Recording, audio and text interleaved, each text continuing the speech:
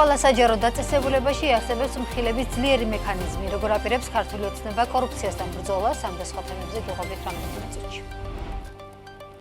თბილისში თვალჭრელის ქუჩაზე კერძო საკუთრებიდან იძულებითი გამოსახლების პროცესი დაპირისპირების ფონზე მიმდინარეობს. აღსრულების ეროვნული ბიურო აცხადებს, რომ შენობები ავარიულია. საერთაშორისო გამჭვირვალობა საქართველოს მონაცემებით 2014-24 წლებში უცა მამაჩესაშვილის ბიზნეს პარტნიორის ვახტანგ კარიჭაშვილის კომპანიებმა სოფლის მეურნეობის პროგრამებიდან 56 მილიონი ლარი მიიღეს, მათ შორის 25 მილიონი მხოლოდ 2024 წელს. ბათუმელებიდან ედგაზეთმა შემოსავლების სამსახურს საგადასახადო შეთანხმებისთვის მიმართა. მედია ორგანიზაციამ დავალიანების ძირი თანხა სრულად დაფარა. ჭარბ ყურძენს მთავრობა 50 მილიონ ლარად შეიძენს. მოსავლის მართვის კომპანია 40-50 ტონა ყურძნის შეძენას გეგმავს. მოგესალმებით, ეს BMG რეგიონის წამყვანი ბიზნეს მედია სააგენტო. საქმიან ამბებს BMG-ს გუნდთან ერთად ნინო ტაბეტაძე წარმოგიდგენთ. იმ პირობებში, როცა ეკონომიკა იზრდება, რა თქმა უნდა, კორუფციული რისკებიც იზრდება. ამის შესახებ ანტიკორუფციული ბიუროს ხელმძღვანელმა რაჟდენ კუპრაშვილმა ჟურნალისტებთან განაცხადა. მისი თქმით, ამ გამოწვევაზე პასუხი არის რეფორმები და სწორი გადაწყვეტილებები. რაჟდენ კუპრაშვილი ამბობს, რომ ყველა საჯარო დაწესებულებაში არსებობს მხილების ძლიერი მექანიზმი. ის ამბობს ასევე, რომ მომხილებელი არის ნებისმიერი მოქალაქე საჯარო დაწესებულებაში მომუშავე პირი, რომელიც ამხელს კორუფციულ ფაქტს და ამასთან მისი თქმით, მომხილებლის დაცვის მექანიზმებიც გაძლიერდება და ეს პრიორიტეტულია. როგორც კუპრაშვილი განმარტავს, პირ შეუძლია ანტიკორუფციულ ბიუროს კორუფციულ ფაქტთან დაკავშირებით ინფორმაცია მიაწოდოს, მტკიცების ტვირთი კი მომხილებელს არ ეკისრება და ის გამოკვლევის საგანი გახდება. კუპრაშვილი დღეს საჯარო სექტორის წარმომადგენლებს შეხვდა, სადაც იმ საკანონმდებლო ცვლილებებზე ესაუბრა, რომლებიც სექტემბერ-ნოემბრიდან შევაძალაში.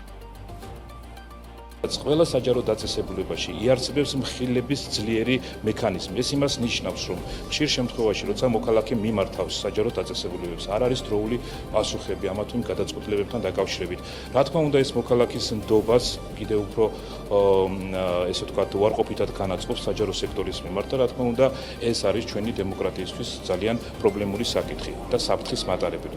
შესაბამისად, მომხილების ინსტიტუტის გაძლიერება, ეს იქნება რეფორმა, რომელიც უზრუნველყოფს და გამჭვირვალობას შეიტანს.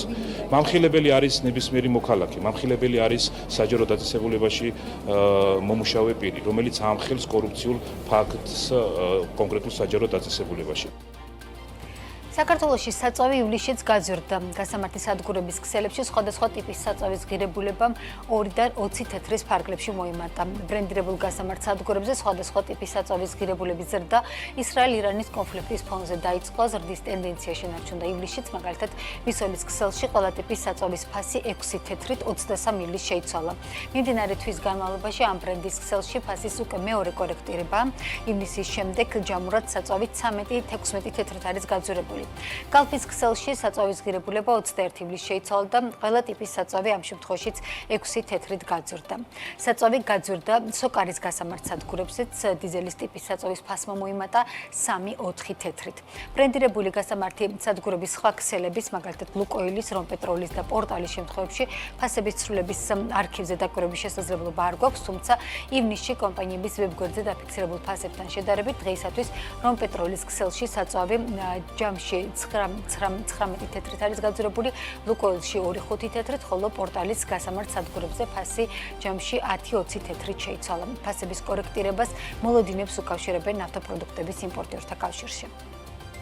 არა გვაქვს ის სიტუაცია ჩვენ რომ აი თქვა ძალიან დიდი ფასთა სხვაობები მივიღოთ გაძვირების საკითხი, იმიტომ რომ სოფლიო სანავთობო ბაზარზე ძალიან დიდი ესე ვთქვათ ისეთი სიტუაცია არ არის, რომ ესე ყოველდღიურად ან ყოველთვიურად, ყოველკვირეულად მივიღოთ ჩვენ რაღაც სხვადასხვაობები და რაღაცეები და მაინც დავაბრალებდი პოლიტიკურ სიტუაციებს. მოლოდინი თამაშობს ძალიან დიდ როლს. ჩვენ არ ვიცით ვინ რას მოიმოქმედებს. ჩვენ ვიცით მხოლოდ ერთი რამ, რამდენში ვიყიდით და რა ფასი უნდა დავადოთ. აი, რომ იყოს რენტაბელური იგივე კომპანიისთვის, იგივე ქვეყნისთვის, იგივე მომხმარებლისთვის. ბათუმელები ნეტგაზეთმა შემოსავლების სამსახურს საგადასახადო შეთანხმებისთვის მიმართა. მედია ორგანიზაციის ინფორმაციით, ბათუმელებმა მკითხველის დახმარებით დავალიანების ძირი თანხა 57,000 ლარი უკვე გადაიხადა, ასევე დამატებით გადაიხადა სარეკლამო შემოსავლიდან მიღებული 12,000 ლარი და შესაბამისად ამ ეტაპზე ძირი თანხის დავალიანება სრულად გასტუმრებულია, ჯარიმა 95,000 ლარამდეა შემცირებული, საურავი კი 126,000 ლარია. საგადასახადო შეთანხმების შემთხვევაში ბათუმელები გამოთქვამს მზადყოფნას 50,000 ლარი 30 დღის ვადაში გადაიხადოს. მედია ორგანიზაცია მიუთითებს, რომ 22 ივლისს თავად შემოსავლების სამსახურმა ბათუმელების ანგარიშზე ინკასოს დადების შესახებ გავრცელებულ განცხადებაში გამოთქვა მზადყოფნა, რომ საგადასახადო შეთანხმების შემთხვევაში მოხსნიდა ყადაღას ბათუმელების ანგარიშებს და შესაბამისი გრაფიკის მიხედვით მისცემდა საშუალებას მედია ორგანიზაციას, რომ დაეფარა სახელმწიფოს ბიუჯეტის წინაშე არსებული დავალიანება. სარკინიგზო განშტოებების ინფრასტრუქტურის სავალალო მდგომარეობა რეგიონებში სამრეწველო პოტენციალის განვითარებას ამოხრუჭებს, ასე აფასებს საქართველოში სარკინიგზო ხაზების მდგომარეობას სატრანსპორტო დერეფნის კვლევის ცენტრი. მათი ინფორმაციით, საქართველოს რკინიგზით ბოლო 15 წლის განმავლობაში 2024 წელს ადგილობრივი გადაზიდვები ყველაზე დაბალი მაჩვენებლით გამოირჩეოდა, ეს იყო 1,400,000 ტონა, რამაც ჯამური გადაზიდვების ასევე მინიმალური 10% შეადგინა. 2011-24 წლებში კი საქართველოს რკინიგზის ადგილობრივი გადაზიდვები 53%-ით შემცირდა. ორგანიზაცია ადგილობრივი გადაზიდვების შემცირების ტენდენციის ორ ძირითად მიზეზზე საუბრობს: საქართველოს რკინიგზის სატვირთო სადგურების ინფრასტრუქტურის განუვითარებლობასა და საქართველოს რკინიგზის განშტოებებზე ლიანდაგების სავალალო მდგომარეობაზე. მათი ცნობით, დღეისათვის საქართველოს რკინიგზის ქსელზე სატვირთო ოპერაციები მხოლოდ 39 სადგურში წარმოებს, მათ შორის ერთდროულად დატვირთო დაცლის ოპერაციები მხოლოდ 18 სადგურშია შესაძლებელი. ამორტიზებული სარკინიგზო განშტოებები ამოხრუჭებს ქვეყნის რეგიონების სამრეწველო პოტენციალის განვითარებას, ასეთი სარკინიგზო განშტოებების შენახვა კი დამატებით ტვირთა დაწვება ფინანსურად არამდგრად საქართველოს რკინიგზას, აღნიშნულია სატრანსპორტო დერეფნის კვლევის ცენტრის ანგარიშში.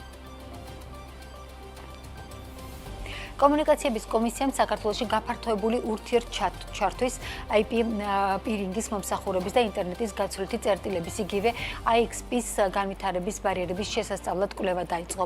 პროექტის ფარგლებში კომკომი კვლევაში ჩართულ ექსპერტებთან ერთად მაგთიკომის, სილქნეტის, ახალი ქსელების, კავკაზუს ონლაინსა და მცირე და საშუალო ოპერატორების წარმომადგენლებს შეხვდა, რომლის ფარგლებშიც ბაზრის სპეციფიკის გაანალიზების მიზნით სიღრმისეული ინტერვიუები ჩატარდა. კომუნიკაციების კომისია აცხადებს, რომ მიზანია გამოვლინდეს და აღმოიფხვრას IXP-ის განვითარების შემოფერხებელი გარემოებები, რათა გაძლიერდეს კონკურენტული გარემო და მომხმარებლებმა გაუმჯობესებული ინტერნეტ სერვისი მიიღონ. გაფართოებული ურთიერთჩართვის და ინტერნეტის გაცვლის ნეიტრალური წერტილების ჩამოყალიბება ქვეყნისთვის უმნიშვნელოვანესი ამოცანა. ეს ნიშნავს, რომ საერთაშორისო ინტერნეტ შეერთებების მიერ შექმნილი კონტენტი ჩვენ ახლოს უნდა მოვიტანოთ ჩვენს მომხმარებელთან, შესაბამისად, როდესაც ჩვენ ვსაუბრობთ ქვეყნის ციფრულ განვითარებაზე, ციფრულ ჰაბად ჩამოყალიბებაზე, მათ შორის ინტერნეტის გაცვლა და ურთიერთჩართვა ინტერნეტ წერტილების უმნიშვნელოვანესი ნაწილია ამ მთლიანი ციფრული ინფრასტრუქტურის.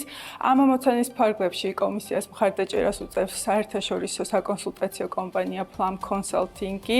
ეს ინიციატივა მიზნად ისახავს ქართულ ინტერნეტ ბაზრის გაუმჯობესებას და ყურადღებას ამახვილებს ქსელებს შორის ურთიერთდაკავშირებადობის და ინტერნეტის გაცვლის წერტილის გაძლიერებაზე. ჩვენ გავაანალიზებთ ქართულ ბაზარს და შევადარებთ ევროპის ქვეყნების საუკეთესო პრაქტიკას და კომკომს გაუზიარებთ ჩვენს მოსაზრებებსა და რეკომენდაციებს, რომლითაც ისარგებლებს ქართველი მომხმარებელი. ჩვენი მიზანია ხელი შეუწყოთ ქვეყნის მასშტაბით უფრო სწრაფი, სტაბილური და ხელმისაწვდომი ინტერნეტის განვითარებას. ვიმედოვნებთ, რომ ჩვენი ერთობლივი ძალისხმევა ხელშეუწყობს საქართველოს მოსახლეობისთვის უკეთესი ინტერნეტ მომსახურების შექმნას და ველით პროდუქტიულ პარტნიორობას. დღევანდელი შეხვედრა ჩვენთვის ერთ-ერთი საკვანძო საკითხი შეეხება, რომელიც არის გაფართოებული ურთიერთჩართვის საკითხების მოწესრიგებას. ამგვარად მოგვარდება ლოკალური ტრაფიკის, ლოკალური შეერთებების, სიმძლავრეების და მდიდარული უკავშირდება ეს, რა თქმა უნდა, ასევე ინტერნეტის ხარისხის და მომსახურების ხარისხის გაუმჯობესებას. ამიტომ დიდი მოლოდინით მათ გაწოლილი ამ რეკომენდაციების ვიმოთ, რომელსაც მისცემს ეს მაგალითის ექსპერტები კომისიას. საქმის კურსი ამით დასრულებულია, პირდაპირ ეთერში 4:09 ვბრუნდებით დროებით.